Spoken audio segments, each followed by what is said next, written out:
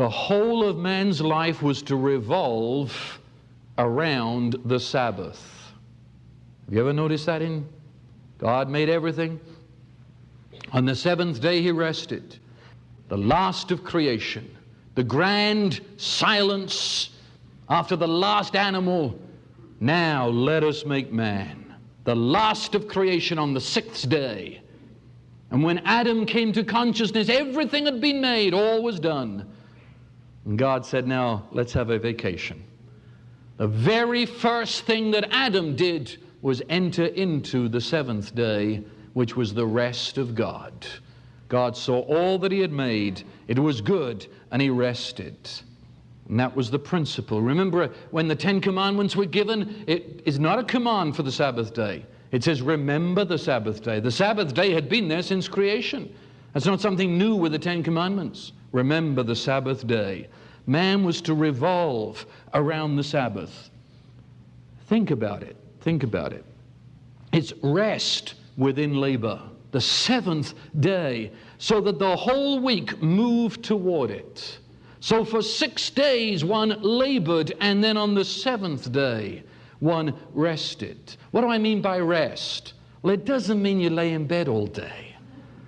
Rest in the Genesis context does not mean being lazy. It was to enter into God's rest. Now, do you think that God was tired after he created? The Holy One of Israel is not tired. He does not slumber nor sleep. No, the rest there does not mean that God was tired. I'll tell you what it is. When it says in verse 31 of that chapter, God saw all that he had made. It was very good. What is it? It's God's satisfaction. Have you ever painted a picture? And when there's nothing more you can do to it for the present, you stand back and say, that's it. I'm an author. When I write a book, sometimes I'll rewrite it 20, 30 times. But there comes a time I cannot improve on that at this present time. That's it. And I pass it on to the printer and I say, it's done. And as far as I can say in my finity right now, it's good. Okay? I'm not tired at all. In fact, I'm exhilarated. I did it. Finally, I did it. God's rest is exhilaration. God looks at what he has done. He says, it's fantastic. He said, it's good. You ever thought of God like that? Some of you are looking at me real weird. Have you ever thought of God like that? He saw all that he had made. He said, it couldn't be better.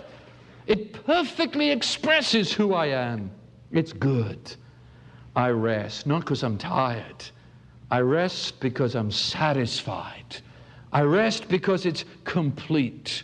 He says, man, I want you to enter into my rest. Come and rest with me. That is, come and be satisfied with all that you know of me. Come and be satisfied in all that I have done. Come and be satisfied. 1 day a week, come and be satisfied. That is, 1 day a week, come and rejoice in what I rejoice in. Come and worship and be thrilled with my perfections. Back to the word we used in the last hour, hallel. Do some boasting. God, that's fantastic. Saw a sunrise the other day. Standing a bunch of tourists there, They're all looking out. Oh, God, the sunrise. Fantastic over the mountains. They said it's fantastic. I said, I know, my dad did it. It's fantastic. Brag on God. Boast in God. That's the idea of rest. As God looked at his work, he said, it's good. I say, God, it's good. Right? This is the idea. In fact, that word hallel would be understood at a football game when people are screaming, shouting, bragging, boasting, and even after the game's over, they talk about it. First question they ask is, who won? They can't stop talking about it. That's hallel. God, you're fantastic. And as soon as you finish with him, you start on someone else, and this is it, hallel. That's rest. That is, I rest in the fantasticness of God. God's worth boasting in. God's worth bragging on. God gave Sabbath for man. Agape, the God of love. Jesus said the Sabbath was made for man. Primarily, it was just given for physical rest. Recreation. See, man is, it's saying the same thing. Man's different. Animals don't get together and say, well, it's a Sabbath, we better rest today. Man is the only one of God's creatures that says we're setting aside time to rest. It's the only one who labors and rests by choice. It's a statement that says, man is not to be a slave to labor. He stops, he worships, he recreates himself. A person who's a workaholic violates the covenant of life. Simple as that. You're sick, man. You're sick. If you don't know what it is to drop everything, let your head down and rest, you are sick. And you're violating the covenant of life. Of course, legalism has a heyday with this. God made the Sabbath to play in. I mean that kind of play. I'm going to enjoy God. Have fun with God. So legalism came and made it work. They tried to so define the Sabbath. You can't do this, you can't do that, you mustn't go here, you can't go there. The result was they broke the Sabbath by trying to define it. God says, I'm giving this to man so that he can be different to creation, rest within it. They defined it and killed it. God gave it for rest. Legalism turned it into stress. God gave it for delight. They turned it into boredom. You had to sit all day with suppressed anger, wishing the day never was. Right? See, I was raised in that kind of thing. Because my God bless them, but the people I was raised with, they got it all messed up. They thought Sunday was the Sabbath. I mean, it's ridiculous. That's not the Sabbath. Not at all. But they thought Sunday was the Sabbath. Doesn't even make sense. I mean, if you're really going to get Sabbath, it was Saturday, seventh day. Sunday's first day, so that's not the Sabbath. But they got it all mixed up. Do you know, I couldn't even have an ice cream on Sunday? Terrible. It's God's day. So I guess God doesn't like ice cream. You know, you put on that suit that smells of mothballs and the collar sticks into your gut. Oh, legalism, wretched, stinking legalism that took the most beautiful gift God ever gave to man and turned it into boredom, stress, and disgust. A day of exhaustion instead of rest. Okay, now that's the surface. But you see, the Sabbath principle is all through the Old Testament. All the covenants weave in and out of the Sabbath principle. Right? The seventh day, they stopped, rested. Seventh year, sometimes I'd like to be under the law. Get a year's vacation every 7 years. And then at the end of 7 times 7, you get the year of Jubilee, when all the debts were cleared. I mean, there's a lot of fun there. But it was always 7, 7, 7, 7. Always in 7 Sabbaths. It's the Sabbath principle. God was trying to say something to man. He said, all of God's dealings with man move from labor to rest. Man labors and rests. You could say the Old Testament was the 6 days of labor. When man went on, and every so often, every 7th day, God said, there's a rest coming. Every 7th year, God said, there's a rest coming. But man was in the labor process. He was waiting for the 7th, the Sabbath, when Messiah would come and bring rest. It was the hope he had. Do you realize that when Jesus died, he chose to be in the tomb on the Sabbath day? You ever thought about that? He chose. He could have died any time, but he chose to be in the tomb on the Sabbath day. He took the Sabbath into the tomb with him because he fulfilled every Sabbath hope. Man had labored and waited and hoped for a day of rest. He said, you don't have to hope anymore. I'll take the Sabbath away now. I'll fulfill it. And he rose again on the first day. He said, no more working toward the 7th labor to rest. Rather now, rest. Now we labor. Right? The law says, work, you'll get there. In the resurrection, Jesus said, I've got there. Now rest, and all your work flows from rest. When is my Sabbath day? In this sense, my Sabbath day is every day. For I live in Jesus, who is the Sabbath, the rest. I'm not working, waiting for anything. I have him. Physically, I think every person should have a day to celebrate God and do no of the other kind of work. It's a Sabbath principle. Jesus said, come unto me, I will give you rest. And the Greek word there in, Matthew 11:29? The Greek word there, I will give you rest. The Greek word is vacation. I love that. That's the gospel. Jesus said, come unto me, I'll give you a vacation. That is the burden of the fall, the sweat of the fall will be gone. We'll play together. And you'll work and you'll know new responsibility, but life will be rest and peace and joy. God said, this is my covenant. These are the terms. Look after your body. Get into my principle of resting in me. Be satisfied with me. Enter into my rest. It's a principle, a term. Secondly, God ordained marriage. Have you ever thought about that? See, man is unique among the animals. So he named them. You ever thought about that? Adam named all the animals. And I don't mean he named them Fred, Joe.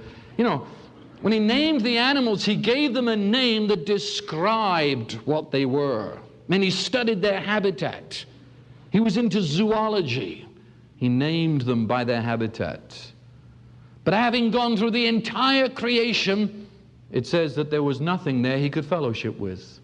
Nothing in all creation, nothing God had made could Adam fellowship with. And he is lonely. That means that Adam, or man, was made to be a social being, and one that interacted with a communicating being. It means that Adam was not simply Lord of creation. It doesn't mean he just had authority and power. I love this. Right there, this is the beginning. If you want to understand life, this is it. God is telling me, listen, man will never truly live until he is a lover. And I don't mean that just between husband and wife. Man was lonely. He had all the authority and all the power, Lord of the earth. Let me go even further. Can you take this? Man could not be satisfied with simply worshiping God. Can you get that?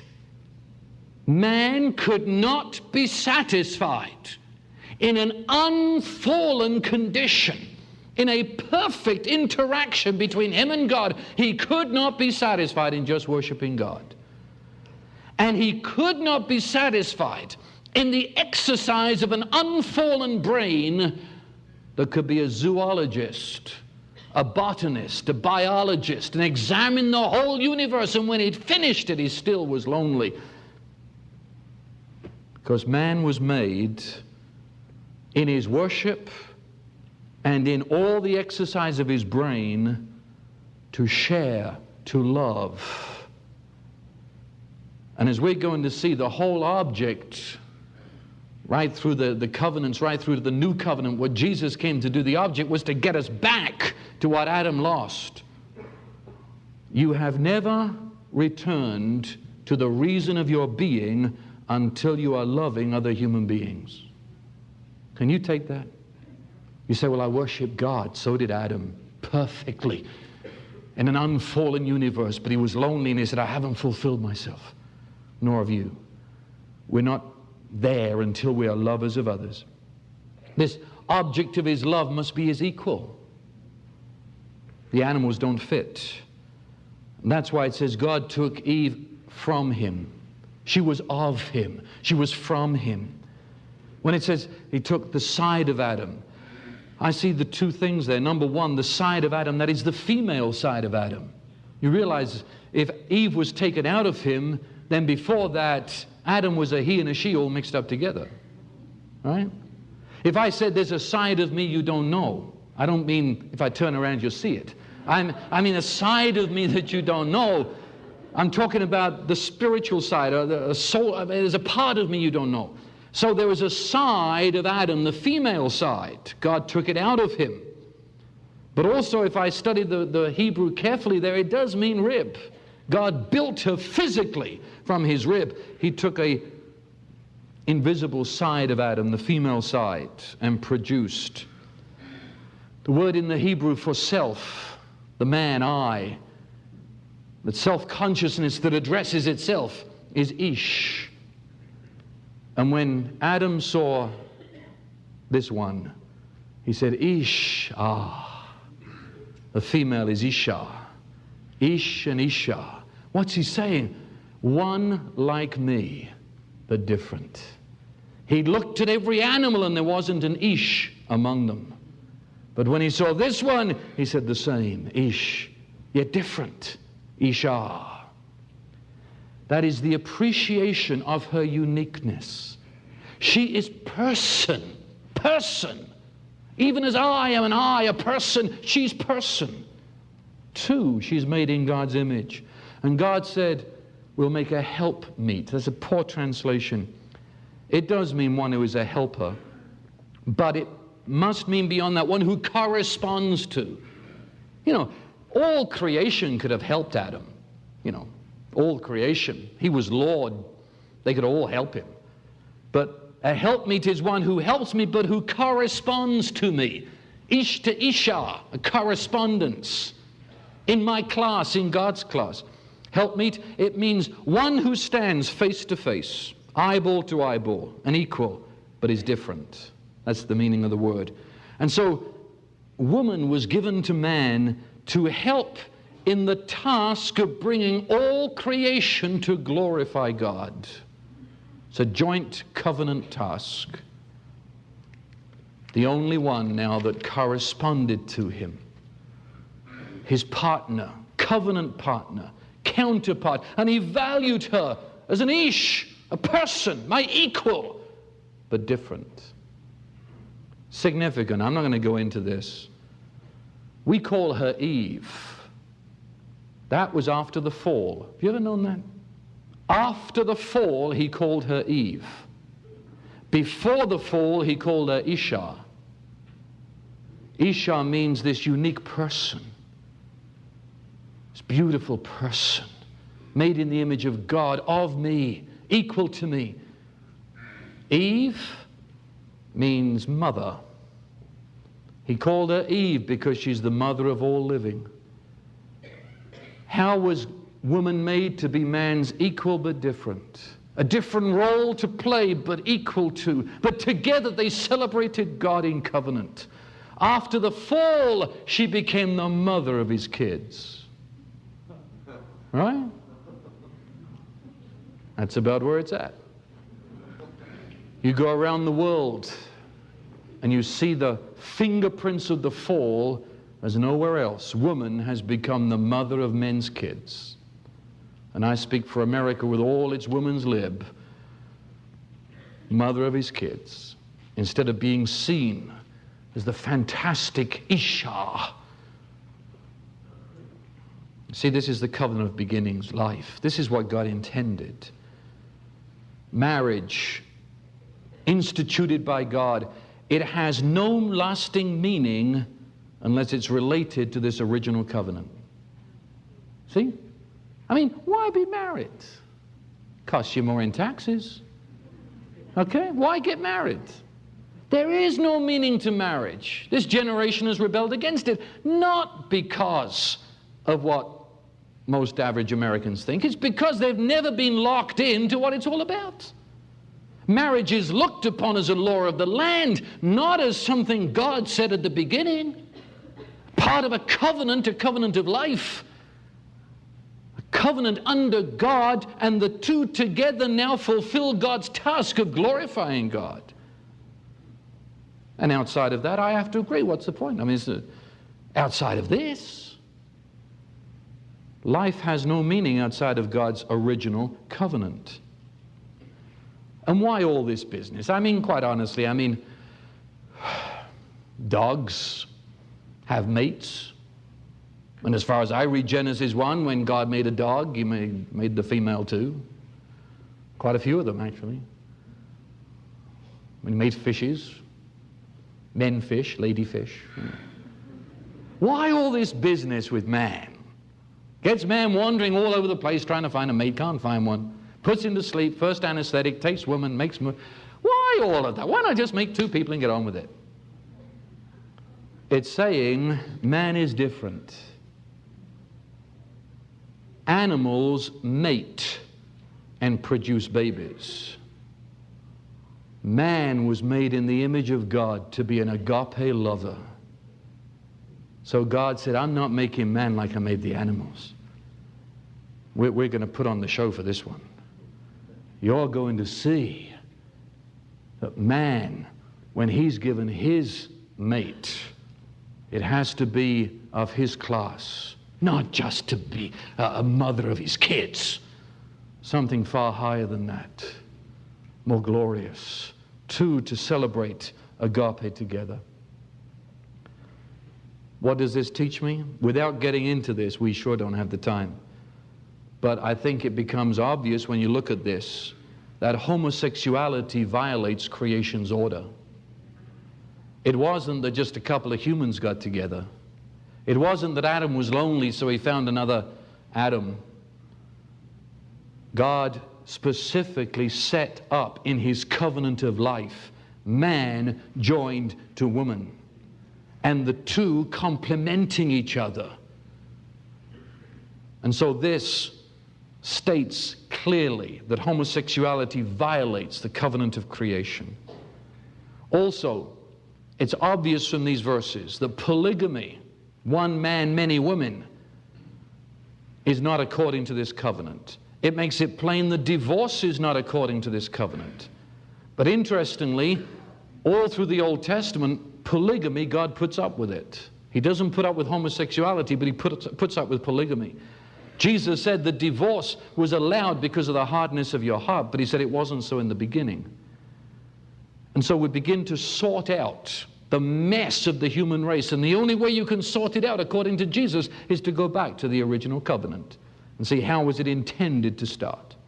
Very, very quickly, in the covenant, God ordained labor. Work didn't come with the fall. God made man a laborer from the beginning. It's the place of honor that man holds. Monkeys don't work. Nothing works except man. You have to be made in the image of God to work. Only God's image bearer could choose to labor and then rest. Animals go after their food. Animals procreate. Animals sleep. Or shall I say it in one word, animals exist. But man doesn't. Man preserves creation. Man keeps creation. Man refashions it. Man changes God's creation. Why? Because he's made like God. Come on, men. You come home and you trip over the chair because your wife has turned the living room around, right? Why does she do that?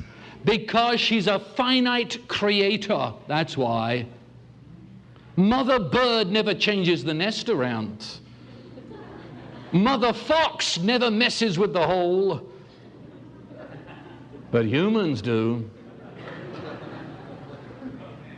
We date our houses. We say, oh, there's a Tudor, there's a Gothic, there's a Cape Cod.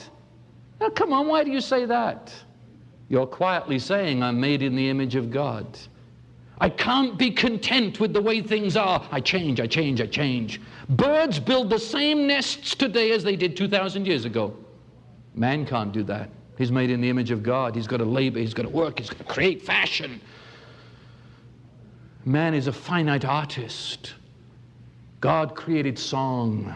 God created the dance. He made every planet to be part of his grand choreography. The whole universe dances. Man's a finite creator. He creates symphonies and operas. He creates dances. He has to. It's made in God's image. It's fantastic. See, God's bigger than the prayer meeting. Do you get that? Take someone made in the image of God to make sculptures and music. It's all a celebration of who we are. See, a person who won't work, that's why I hate welfare.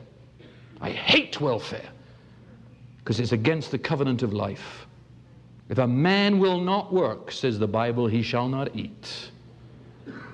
And if a man will not work, he violates this covenant, and he becomes depressed, and life becomes meaningless, and he enters that wretched state because he's violating a God-given covenant.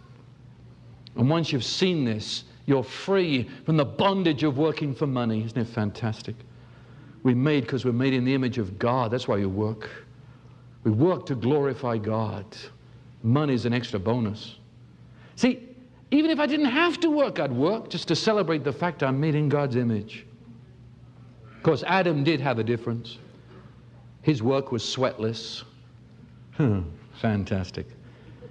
His earth was alive. There was no death there. So the earth cooperated with him. I don't understand how, but it did.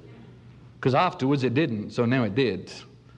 There was no weeding. Everything that grew was good, very good. And then there was the test which made it the covenant. In the day thou eatest, thou shalt surely die. But our time is gone.